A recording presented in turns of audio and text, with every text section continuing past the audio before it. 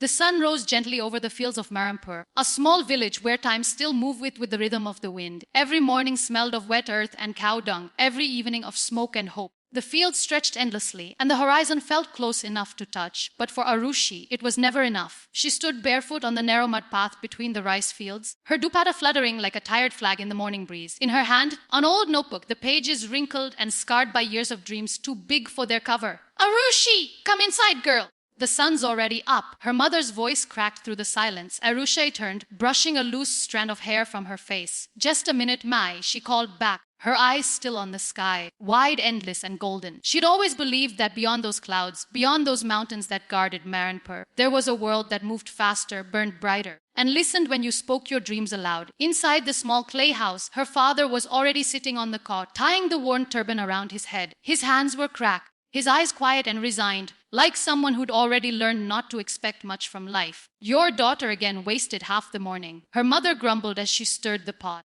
"If only she paid half this attention to chores. Let her dream," her father said softly. "At least someone should." Her mother sighed. "Dreams don't feed stomachs." But Arushi heard him, and his quiet defense became her fuel for the day. She finished her chores, fetched water, fed the cow, swept the floor. Yet her mind was somewhere else entirely. When she finally left for school, her notebook clutched tight, she felt alive again. The government school sat at the edge of the village. Its walls faded, its windows broken. The bell was just a rusted iron plate hit by a stone. But to Arushi it was a palace, because it had books, blackboards, and sometimes teachers who spoke of things beyond fields and harvests. That morning their teacher, an old man named Mr. Ramesh, wrote a single word on the board: a dream. He turned to the class. "What is a dream?" Children gave simple answers. "Something we see when we sleep," one said. "Something that can never happen," said another. Arushi's hand rose slowly. "Dream," she said, voice trembling, "is something that doesn't let you sleep." Laughed. But Mr. Ramesh didn't. He smiled. "That's a good answer, Arushi. Never forget it." That day, as she walked home barefoot, she whispered the word dream again and again until it started to sound like a prayer. Weeks passed. The village prepared for Diwali, strings of oil lamps on every window, laughter in the narrow streets, the smell of sweets floating through the air. But while others celebrated, Arushi sat on the terrace, her eyes fixed on the highway far beyond the fields. Tiny dots of light moved endlessly there. Cars, buses, lives in motion. Her cousin Rohit, home from the city, found her there. Still staring at those lights, he teased. "You think they'll take you somewhere?" Maybe," she said softly. "Someday." Rohit chuckled. "You're too good for this place, huh?" "No," she replied.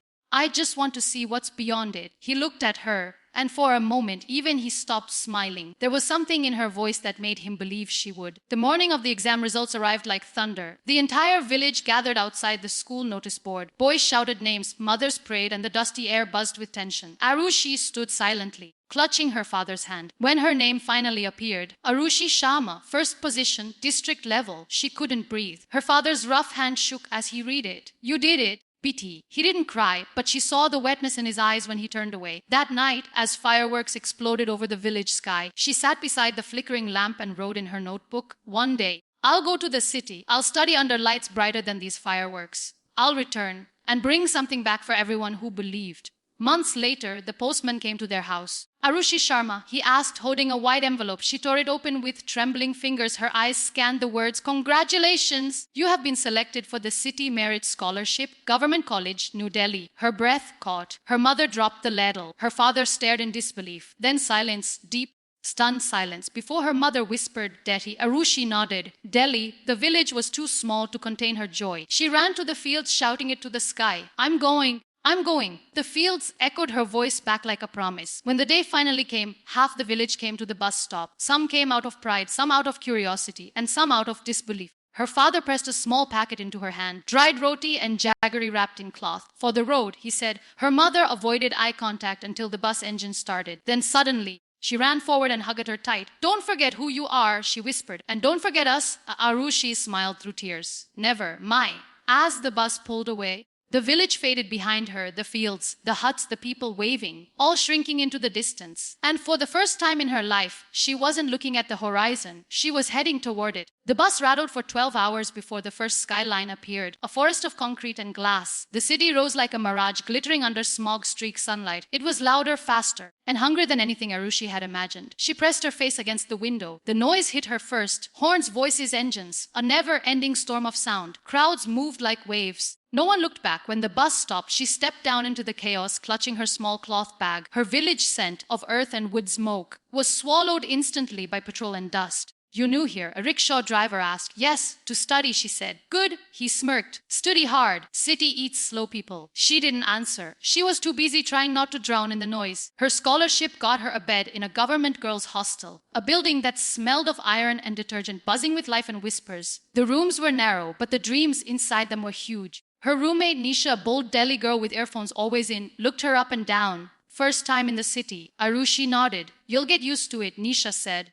Or it'll eat you. The first night, Arushi couldn't sleep. She sat by the window, staring at the glowing skyline. Each light seemed to whisper a story of people running towards something. Or maybe away from it. She whispered to herself, I belong here, right? No one answered except the faint hum of the city below. The next morning, she entered the college gates, grand, sprawling, intimidating. Girls in modern clothes laughed in groups. Boys zipped past on bikes. Arushi clutched her old notebook and walked slowly, her simple sour kameez making her feel invisible. In class, when the professor asked a question in rapid English, she froze. The others answered with perfect accent and confidence. She understood half, spoke none. When the laughter came, soft but sharp, it felt like a slap. At lunch, she sat alone, pretending to read, her heart heavy. That night, she called her father from a payphone outside the hostel. How's it going, BT? Good, Papa. She lied. Very good. After hanging up, she wiped her tears with her notebook, the same one that once held her courage. Weeks passed. Every day was a small battle: language, culture, loneliness. One evening, after failing a class presentation, she ran outside and sat on the hostel stairs as rain began to fall. Students hurried past, covering their heads. Arushi didn't move. She tilted her face to the sky, eyes closed. While in the water mixed with her chai, she whispered. A voice answered softly, because giving up doesn't suit you. It was Nisha. She sat beside her, sharing her umbrella. You think we city people are all born smart, Nisha said. Half of us fake it till we make it. You just don't fake. That's your only problem. Arushi smiled faintly.